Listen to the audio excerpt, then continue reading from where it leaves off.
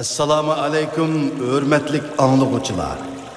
Ustoz Muhammad Yusufning Allohning go'zal ismlari nomli asrini diqqatingizga sunamiz. Yoqtirib anglag'aysizlar. Al-Jabbar, isloh qilg'uvchi, qahr qilg'uvchi va oyig'uvchi. Hayotning rahimsizligi sizni qiynab qo'ydimi? Turmushning qattiqchiligi belingizni egib qo'ydimi? İnsanlarning vafosizligi dilingizni beorom qildimi? Aqlsizlarning tantakligi ko'nglingizni ranjitdimi? Siz rastulla dardlaringizga davo, ranjingizga shifo tilamsiz? Ko'nglingizga tasalli izdamsiz? Yurak yaralaringizni tingishni xohlamsiz? Undaqda siz Alloh taolaning Al-Jabbar degan muborak ismi bilan tanishing. Bu ismga bo'lgan iymoningizni kuchaytiring. Barliq yaralaringizni Alloh taolaning mushi ismi bilan tenging.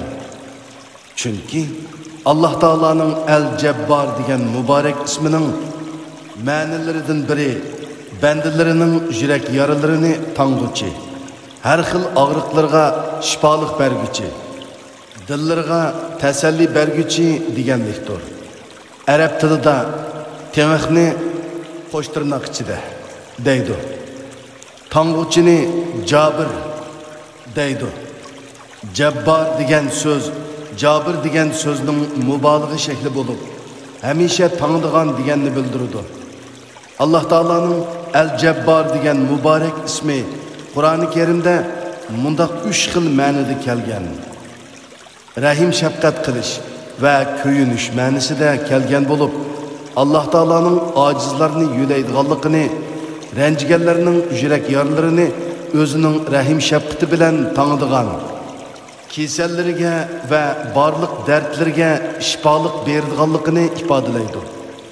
Alloh taolo mushu muborak ismi bilan hojatmanlarning hojatini ravo qiladi, kasallarga shifolik beradi, qiyinchilikda qolganlarga o'ng'aylik beradi.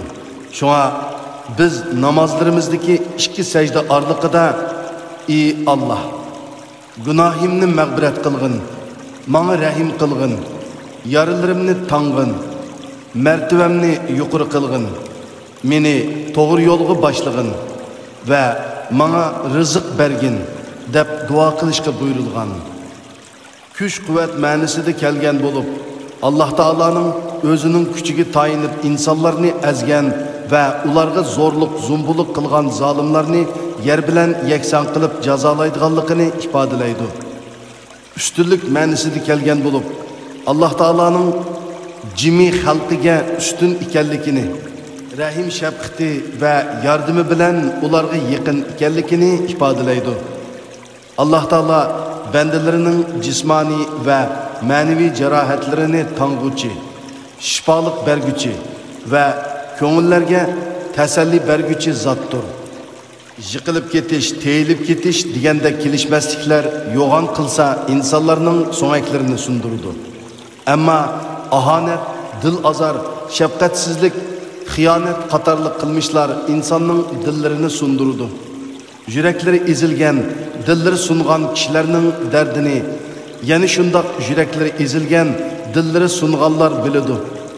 Alloh taolo bandalarining mushundoq har turli sunuqlarini davolash uchun o'zining Al-Jabbar, ya'ni tang'uvchi, asirg'uvchi degan muborak ismi bilan davolaydi. Hayotning rahimsizligi, dunyoning halakchiligi, turmushning qiyinchiligi belini egib qo'ygan, ko'nglini parishon qilgan nurg'un kishilarning belini Alloh taolo o'z shafqati bilan ruslaydi.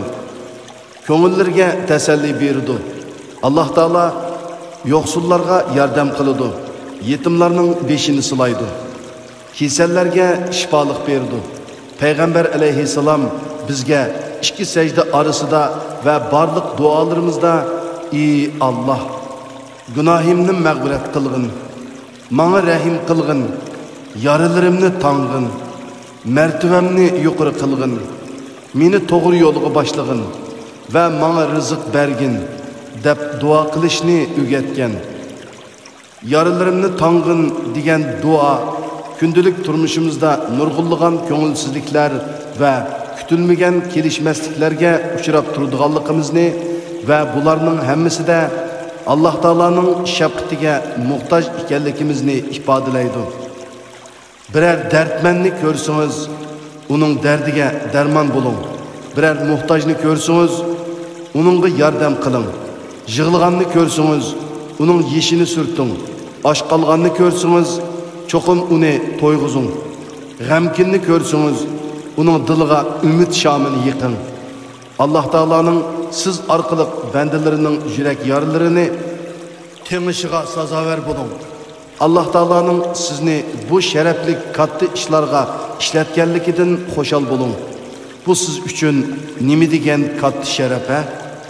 Payg'ambar alayhissalom bir Yahudi balaning kesilini yo'qlab, uni olamcha xushal qilib yetdi. Bu xushallik butun oilaga yetdi. Hazrat Abu Bakr radhiyallohu anhu bir ama ayolning uyini supurib berish va tamoqini pishirib berish orqali u ayolning dilini yayritib yetdi. Abdullah ibn Mubarak vafot bo'lgandan keyin nurg'unlagan yo'qsul oilalar o'zlariga yillardan beri yo'shirincha yemak-ichmak yetkazib berib kelayotgan kishining oshu ekanligini bilib hasrat chekidi va haqida ko'p duo qilishidi. Bir kuni Allama ibn Taymiya o'z bilan jiddiy fikr ixtilofida bo'lib kelayotgan bir kishining vafot bo'lganlik xabarini anglaydi. Kishilar bu xabarni uningga raqibingiz o'ldi degan ma'noda xo'sh xabar o'rnida yetkazganda Allama ibn Taymiya ularga qattiq ochiqlanadi va darhol u kishining oilasiga berib, ularga tasalli berdi. Musibatlik kunlarida ularning yenida bo'lib, ularning sulg'un ko'ngillarini yashartdi. Ular kishilarning so'lg'an ko'ngillarini yashartish va dardlarga darmon bo'lishdan iborat ulug'vor ishlar bilan mashg'ul edi. Chunki Alloh taolo ularni shundoq katta sharafli ishlarga ishlatgan. Natijada ular Alloh taolaning Al-Jabbor degan muborak ismining dillarga tajalli qilishiga vasila bo'lgan. Alloh taolo dili sungan, ko'ngli azoblangan biror yordamga, biror mehr shafqatga va biror tasalliga intayin muhtoj bo'lgan ko'plagan bandalarga o'zining mehr shafqatini va yordamini yetkazish uchun ana shundoq yaxshi kishilarni ishlatadi. Shular orqali ularning beshini silaydi. Hayotimizda buning misollarini nihoyat ko'p ko'ramiz. Do'stlarimdan biri mundaq hikoya qiladi. Bir kuni havoning intayin issiq soatlarida haramning atrofida bir mo'mayning nihoyat taslikda arusini ishtirib ketayotganligini ko'rib, uning yeniga bordim. Qarasam, arvidagi narsalar setish uchun elib chiqqan ushaq-tushak turmush materiallar ekan. Mo'mayning qo'riq bosgan yuzi oftobda qariyib ketgan, qo'llari yerilib ketgan, usti beshidan ter quyilmoqda edi. Mo'mayga qarab, onamni esladim. To'g'risi, mo'mayda onamni ko'rdim. Uningga qattiq ichim og'ridi. İxtiyorsiz yig'lab soldim. Yenimda bor bo'lgan ozroq pulimni uningga berdim va harvisini ishtirib soyiga opirib berib, mo'may bilan xo'shlashdim. Bir qancha kungacha bu manzara ko'z oldimdan ketmadi. Oradan bir qancha hafta o'tmayla Alloh taolo meni qattiq xo'sh qilibdi. Xuddi men heliqi mo'mayni xo'sh qilgandek xo'sh qilibdi. Chunki men uzundan beri hal qila olmagan ishim hal bo'ldi va bankamga ko'p miqdorda pul kirdi. Makkada Ummul Qura universitetida o'qiyotgan bir o'quvchi beshidan o'tgan bir qissani mundaq bayon qiladi. Bir kuni oxirgi imtihonga ulgurish uchun aldirab universitetga ketib o'tdim. Yo'lda bir kishi mashinamni to'sdi va soqchi idorasini so'radi. Men aldirash bo'lsam-mu, uni mashinamga elib oldim. Yo'lda o'zining ahvolini bayon qilib berdi. U kishi aslida umrga kelgan bo'lib, 3 kun burun qo'l somkasini yuturib qo'yibdi. Pasporti, puli va hamma narsasidan ayrilib qolgan ekan. U 3 kundan beri yo'lda yotganligini va kishilar nima bersa shuni yeb qo'rsqini to'yg'izib kelayotganligini aytdi. arqadan qattiq yig'lab ketdi. Bu ahvolni ko'rib, mening ko'nglim buzildi. Ondan uningga: "Tağa, o'zingizni xor qilib yurmang. Faqat Allohga sajda qilib, dardingizni ayting. Allah sizga chiqish yo'li berdi" deb tasalli berdim va yanchiqimni aqtirsam, aran 83 riyal pulim bor ekan. Hammani uningga berib etdim. 2 haftadan keyin imtihon natijalari chiqdi. Men cho'qim o'tolmayman deb o'ylagan. Shundaqla eng qo'rqadigan pandin 83 daraja olganligimni bildim.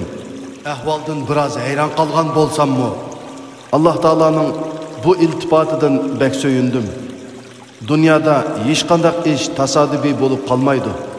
Hamma ish Alloh taolaning hikmatli o'rinlashtirishi bilan bo'ladi.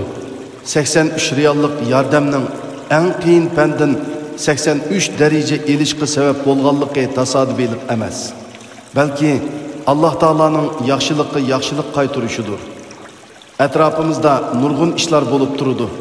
Biz qanchalik inkor qilsakmi, ko'rmasga selib olsakmi, bu ishlarning har biri Alloh taolaning hikmatini, irodasini namoyon qilib turadi va hech qanday bir ishning tasodifiy bo'lib qolmaydiganligini ta'kidlab turadi. Bu qissada Alloh taolo mazkur o'quvchini ko'ngli yaralangan shu kishining yarasini davolashga ishlatgan. Ondan uningga tegishli mukofotini bergan. Qisqasi, siz kishilarning hojatini ravo qilsangiz, Alloh taolo cho'qim sizning hojatingizni ravo qiladi. Siz boshqalarning ko'ngliga xushallik elib kelsangiz, Alloh taolo cho'qim sizning ko'nglingizga xushallik ato qiladi. Kishilarning eng cho'ng hojatini ravo qilsangiz, Alloh taolo sizningmi eng cho'ng va eng zo'r hojatingizni ravo qilib berdi. Yaxshilikning mukofoti faqatla yaxshilikdir.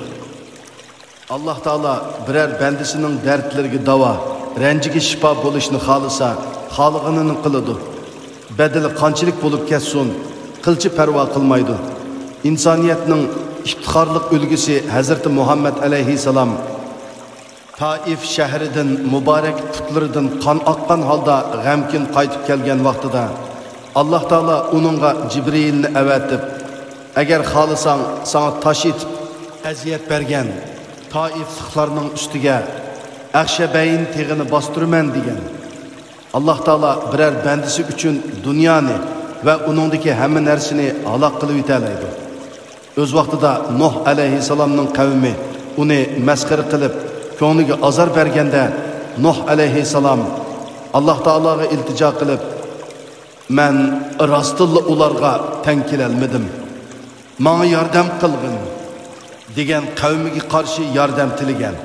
Shuning bilan Alloh taolo to'pon balosini avatib, yer yuzini suvda g'arq qilgan. Ya'ni Nuh alayhissalom uchun dunyoni g'arq qilib o'tgan. Alloh taolodan boshqa biri shunda qila olamdi. El-Shafi, shifolik berguchi. Biror og'riqdan dardlanayotmisiz? Jismoniy yoki ma'naviy kasalliklaringizdan xalos bo'lishni xohlamisiz? Haqiqiy shifolik izlayotmisiz? Undaqda Alloh taolaning El-Shafi, Ash-Shafi, shifolik berguchi degan muborak ismi bilan tanishib chiqing. Uningga bo'lgan iymoningizni kuchaytiring.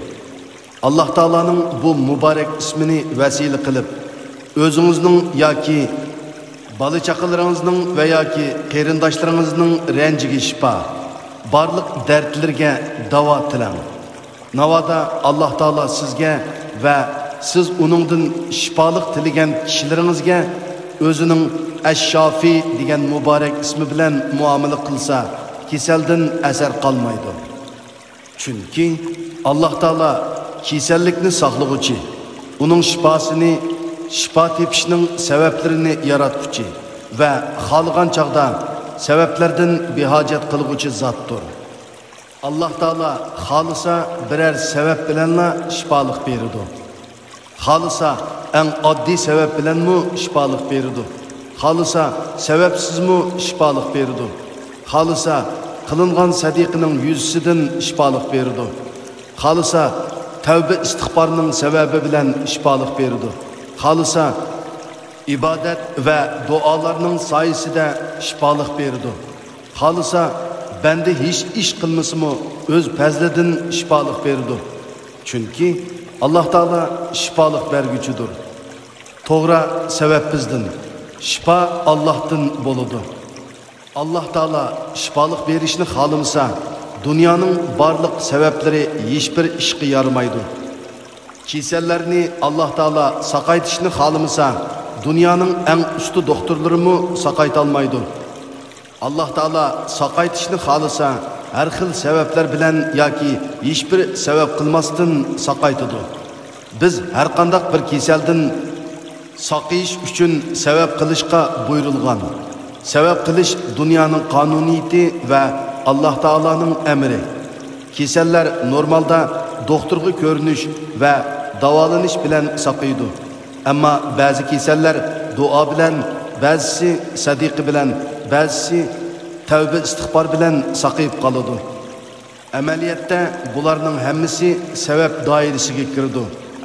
Kasallik mayli og'ir bo'lsin yoki yengil bo'lsin, inson hayotida takrorlanib turadigan hech qanday odam buningdan xoli bo'la olmaydigan narsa bo'lib, uning shakli, turi har xil bo'ladi.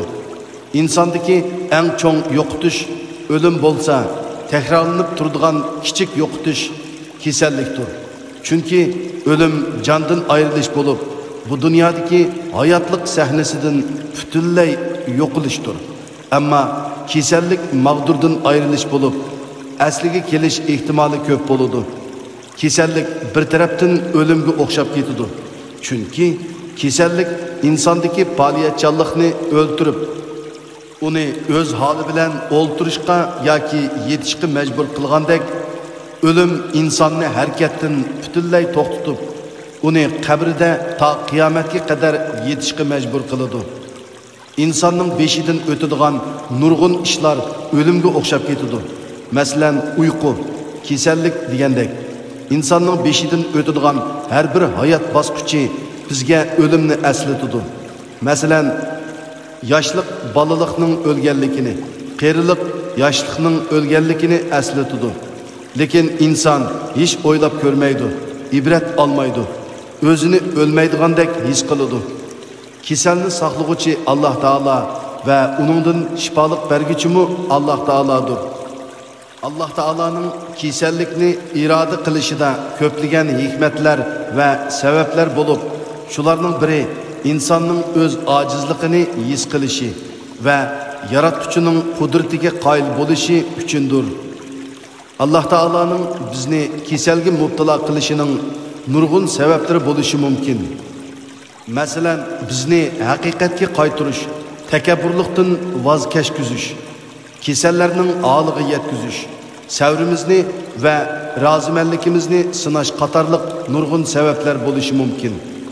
Alloh taolo bizga o'zining Ash-Shafi, shifolik berguchi degan ulug' ismi sharifi bilan muomala qilgan chaqda bizda kasaldan asar qolmaydi. Alloh taolo bandalarga har xil yo'llar bilan shifolik ato qiladi. Ba'zida sabab qildirib shifolik beradi. Ba'zida eng oddiy sabab bilanmi shifolik beradi. Ba'zida sababsizmi shifolik beradi. Alloh taolo ba'zida duo bilan, ba'zida tavba istig'for bilan, ba'zida sadiqi bilan nurg'un kasallarga shifolik ato qiladi. Payg'ambar alayhissalom kasallaringlarni sadiqi bilan davolanglar deb ko'rsatgan. Bizdiki sadiqa baloni yer, tavba gunohni yer degan so'zning albatta haqiqatdan dalili bor. Ulamolardan biri mundaq bir qissani bayon qiladi. Saudiya Arabistonda bir boy börak kasaliga mubtalo bo'lgan bo'lib, Misrga börak almashtirish uchun bordi. Misrning ma'lum bir doktorxonasida yotdi va bir qizning börekini selishga kelishdi. Börak almashtirish operatsiyasi boshlanishdan burun heliqi boy börekini sotmoqchi bo'lgan qizni ko'rishni talab qildi. Natijada qiz uning huzuriga elib kirildi. Qiz amdila 18 yoshga kirgan bo'lib, boy uningdan nima uchun börekini sotadiganligini so'raganda, qiz mening yetim uka singillarim bor. Ularning universitetga kirishi va o'qishini davomlashtirishi uchun pulga ehtiyojimiz bor edi, deydi. Bay bu qizning so'zlarini anglab qattiq silkinadi. Amdila uyqudan uyg'ongandek bo'ladi. Börek almashtirishdan voz kechidi va qat'iy niyatga kelib, operatsiyani to'xtatishni va börek almashtirish uchun kelishgan 100 ming riyal pulni bu qizga berib etib, darhol Saudiya Arabistoniga qaytishni aytadi. Bayning bolalari qattiq qarshilik ko'rsatib tursimi, bay o'zining so'zidan yanmay qaytib ketadi. Aradan xeyli vaqt o'tgandan keyin bay doktorga ko'rinishga boradi.